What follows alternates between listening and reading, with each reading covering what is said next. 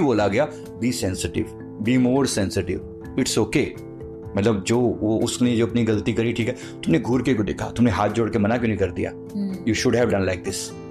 मुझे सिखाया गया, बताया गया, ये है माइन्यूट लेवल। जिसका जितना लेवल है ना सोल का, उसको उसी सूक्ष्म लेवल पर उसको शिक्षा दी जा रही है। हो रहा है, स्टिल इट इज फाइन। समझिए कि परमात्मा के हमारे पर बड़ी कृपा है, हम उनके सेलेक्टेड सोल्स हैं जिनके लिए ये किया जा रहा है। अब यहीं से आपके पूरे अगले जन्म का सोल कॉन्ट्रैक्ट लिखा जा रहा है। जो जो लर्निंग आपने यहाँ पर ली, ये सब आपके सोल कॉन्ट्रैक्ट में अगले जीवन में लर्निंग में लिखा जा रहा है। अब हर अगर आपने यहीं पे ही इसी जन्म में किसी इंसान से माफी मांग ली, राइट, तो ओवर, क्योंकि उसके मन में आपके मन में कोई छवि नहीं बनी है एक दूसरे के प्रति ना। जहां कोई ग्रज रह गया, जहां कोई दुख रह गया, जहां कोई पीड़ा रह गई, ये कर्म 1 to 1 है। इसमें परमात्मा का कोई भी रोल नहीं है। आपने किसी मेड को तकलीफ दी, वो मेड और आपके बीच का एक कर्मा है। अब कोई कहे कि भगवान मुझे सब कुछ ठीक क्यों नहीं कर देता, भगवान कुछ नहीं करेंगे। यहाँ पर ये कर्मा इंडिविजुअल है, 1 to 1 है। माफी भी इनको 1 to 1 ही मांगनी पड़ेगी। ये सोल ने यहाँ से माफी मांग ली, बात खत्म, इन दोनों के बीच में ग्रज खत्म हो गया। अगर नहीं करा तो अगले जन्म में नहीं जन्म तो फिर आपको ये दिखेगा, ये सब होना ही होना है। उसमें भी जो उत्तम दर्जे की सोल है ना, उनको कुछ गुंजाइश दी भी जा सकती है कि देखो मैंने बाकी सारे कर्म अच्छे किए, ये कर्म मिस्टेक हो गई, सॉरी जी। अगर वहां पे भी ऐसा लगता है कि चांस है, तो माफी मांगकर चीजों को खत्म किया जाता है। यहाँ गुरु का बहुत बड़ा रोल होता है। गुरु क्या करते हैं कि वो ठीक है, ये इसने इतने सारे शुभ कर्म किए, ये मेरा काम है, I will take care of him.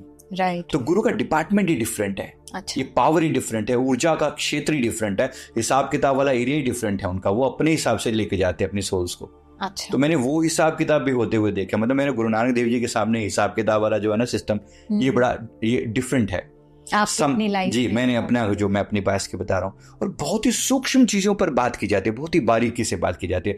जैसे मैंने अपनी लाइफ में अपने रिव्यू में देखा, किसी व्यक्ति के साथ मैं कहीं बात कर रहा था, एक व्यक्ति मुझे आकर, मतलब भिखारी कोई जाए, मैं किसी से बात कर रहा हूँ और एक भिखारी आके से हाथ करता है, कुछ दे दो।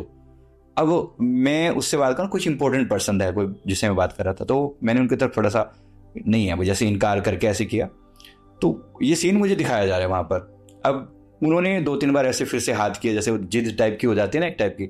तो मैंने उनको फिर से इनकार किया कि नहीं है ऐसे करके। 2-3 बार होने के बाद फिर मैंने थोड़ा गुस्से से उनकी तरफ देखा, नहीं है ना, मतलब ऐसा करके ये कर्मा। अब ये देखो, ये कर्मा मुझे वहां दिखाया जा रहा है। हमें लगता है कोई कर्मा है, कोई छोटी सी बात है, तो कोई सी बड़ी चीज नहीं है। बात छोटी सी नहीं है। मुझे ये बोला गया ये कर्म तो कोई बहुत बड़ा नहीं है, ऐसा नहीं कि इससे कोई किसी को बहुत, लेकिन उसको कुछ हर्ट हुआ। अगली बार ध्यान रखना, अगली बार ध्यान रखना, ऐसी चीजें आएंगी, लोग थोड़ा इरिटेट भी करेंगे, बी केयरफुल। करेक्ट। तो माफी मांग लो। मैंने सॉरी बोला, ठीक है, ये कर्म माफी वाफी से कट गया, क्योंकि इतनी बड़ी बात नहीं थी, लेकिन फिर भी बोला गया be sensitive, be more sensitive, it's okay. मतलब जो वो उसने जो अपनी गलती करी, ठीक है, तुमने घूर के क्यों देखा, तुमने हाथ जोड़ के मना क्यों नहीं कर दिया, you should have done like this. मुझे सिखाया गया, बताया गया, ये है माइन्यूट लेवल। जिसका जितना लेवल है ना सोल का, उसको उसी सूक्ष्म लेवल पर उसको शिक्षा दी जा रही है। अब जो बिल्कुल इतने जघन्य कर्म करते हैं, मतलब इतने पाप वाले कर्म करते हैं, तो उनके तो क्या हिसाब होता होगा। ये उन लोगों की बात है जो थोड़े सेंसिटिव हैं। इसीलिए बहुत हम जैसे लोग जो हैं वो हृदय चक्र पर जीने वाले लोग हैं, इमोशन के लेवल पर फील करते हैं। कभी कभी हम दूसरे का दर्द इतना ज्यादा फील होता है कि जैसे वो हम उसका जीवन जी रहे हैं। करेक्ट। Which is okay. कम से कम ये उन लोगों से 1000 गुना बेटर है जो फील करते ही नहीं। इवन हमें छोटी छोटी बातें भी हर्ट करती हैं, या इमोशन लेवल पर हम फील करते हैं कि ऐसा हो रहा है, स्टिल इट इज फाइन। समझिए कि परमात्मा के हमारे पर बड़ी कृपा है, हम उनके सेलेक्टेड सोल्स हैं जिनके लिए ये किया जा रहा है। अब यहीं से आपके पूरे अगले जन्म का सोल कॉन्ट्रैक्ट लिखा जा रहा है। जो जो लर्निंग आपने यहाँ पर ली, ये सब आपके सोल कॉन्ट्रैक्ट में अगले जीवन में लर्निंग में लिखा जा रहा है। अब हर सोल के जन्म के से पहले ये सोल कॉन्ट्रैक्ट बन रहा है। मृत्यु के बाद इसी सोल कॉन्ट्रैक्ट के बेसिस पे आपको चेकलिस्ट बनेगी कि आपने ये कर्मा किया कि नहीं किया, ये लर्निंग ली कि नहीं ली। बस इसी को समझो, यही कर्म का खेल है। This is the soul contract जो ये सोल कॉन्ट्रैक्ट होता है नेक्स्ट बर्थ से पहले जी हम करते हैं। और इसके अलावा सोल की अपनी कुछ और फ्री विल्स भी होती हैं। आपने कहा कि मुझे ना इन्हीं माता पिता के साथ, इसी पत्नी के साथ अगला जन्म चाहिए। प्रकृति आपका इस बात का भी ख्याल रखती है। अगर सोल्स तो मैंने भी यही सुना है कि कनेक्टेड होती है जी। तो ये सोल फैमिली की तरह से हो सकता है यही सोल फैमिली थोड़ा बहुत रिश्ते डिफर करके दोबारा आ जाए, जो सिस्टर थी वो मदर बन जाए, मदर थी सिस्टर हो जाए, ऐसा कुछ भी छोटा मोटा चेंज करके आपके जीवन डिपेंडिंग में, on your karmas, depending on karma and their consent as well, and their consent as well. अच्छा, उनका भी कंसेंट लिया जाता है कि तुम क्या चाहते हो, क्योंकि उनकी भी तो फ्री विल है ना। परमात्मा आपकी फ्री विल का पूरा सम्मान करता है, उसी बेसिस पे आपका अगला जीवन डिसाइड होता है। तो सर ये जो सोल कॉन्ट्रैक्ट है दैट इंक्लूड्स आपके प्रारब्ध कर्म यही for the next life and your free will जो आपको मिलती है, यस, जो आप अपने हिसाब से ठीक कर सकते हैं। यहाँ पे सर अभी आपने बोला कि दूसरी सोल से भी हम पूछ सकते हैं कि आप हमारे साथ अगले जन्म में आएंगे ये कर्म खत्म करने के लिए।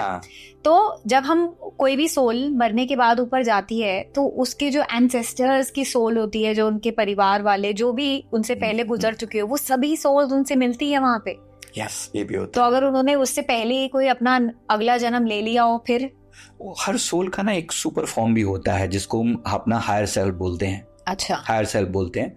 एक समझो कि हमारी कॉपी वहां पर मौजूद रहती है, एक कॉपी। अच्छा, एक एनर्जी वहां पर मौजूद रहती है आपकी। हमारा एक्चुअल घर तो वही है जी।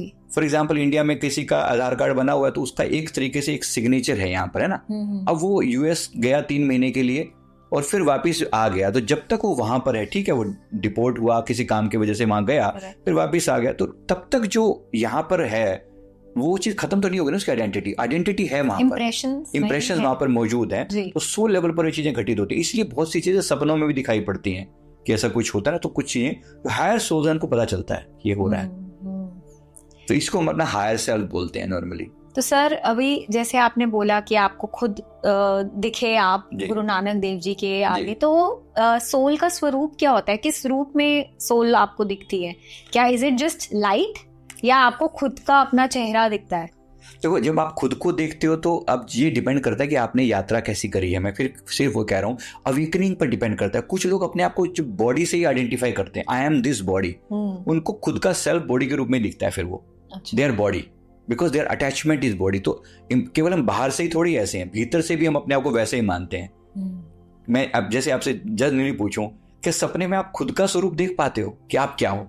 Do you ever are you able to see that? No, मैं तो नहीं देख पाता। मैं भी नहीं देख, क्योंकि सोल लेवल पर होता हूँ। बहुत से लोग हैं जो देख पाते हैं, उन्होंने खुद को फिजिकल बॉडी से आइडेंटिफाई किया हुआ है, तो वो बॉडी ही है, वो बॉडी ही है। वो अपने आप को बॉडी के फॉर्म में देखते हैं।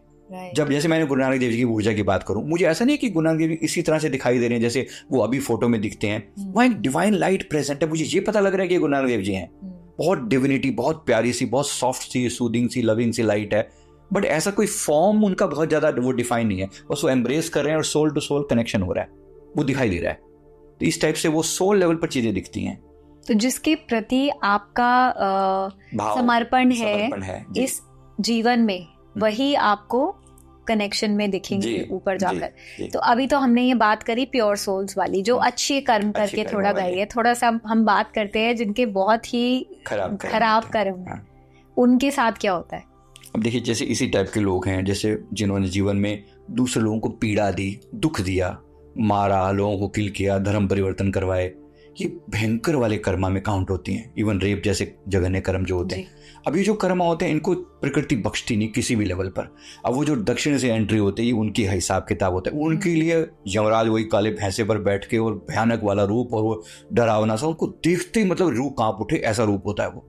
सच में वो डरावना होता है। And he does that kind of कि वो बताओ इसका हिसाब किताब निकालो और काइंड ऑफ उसके सामने, क्योंकि ये लोग एक्सेप्टेंस वाले लोग नहीं है ना, ये एक्सेप्ट ये नहीं मानते ही नहीं है। तो इन ये ढीठ जो लोग हैं, इन ढीठ सोल्स के लिए फिर वो ढीठ वाला इलाज है, फिर वो नरकों का प्रावधान है कि जाओ पहले इनको नरकों की अग्नि में जाकर तपाओ ताकि इनको थोड़ी समझ आए, फिर हमारी बात सुनेंगे।